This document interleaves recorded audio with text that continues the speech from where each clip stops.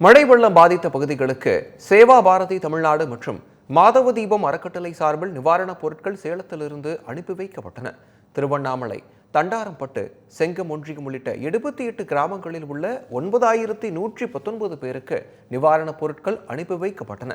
இதில் 547 உணவுப் பொட்டலங்கள், 1322 அரை லிட்டர் பால் பாக்கெட், 325 குடும்பங்களுக்கு தலா 1750 ரூபாய் மதிப்பிலான மளிகை பொருட்கள் அனுப்பி வைக்கப்பட்டு உள்ளன.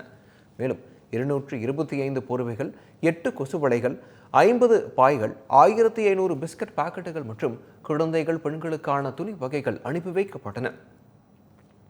ஏழை எளிய மக்களிடம் எந்தவித எதிர்பார்ப்பும் இன்றி ஆபத்தான காலகட்டத்தில் உதவி செய்து வரும் சேவா பாரதி தமிழ்நாடு மற்றும் மாதவ தீபம் அறக்கட்டளைக்கு பொதுமக்களும் சமூக ஆர்வலர்களும் பாராட்டு தெரிவித்து உள்ளனர்.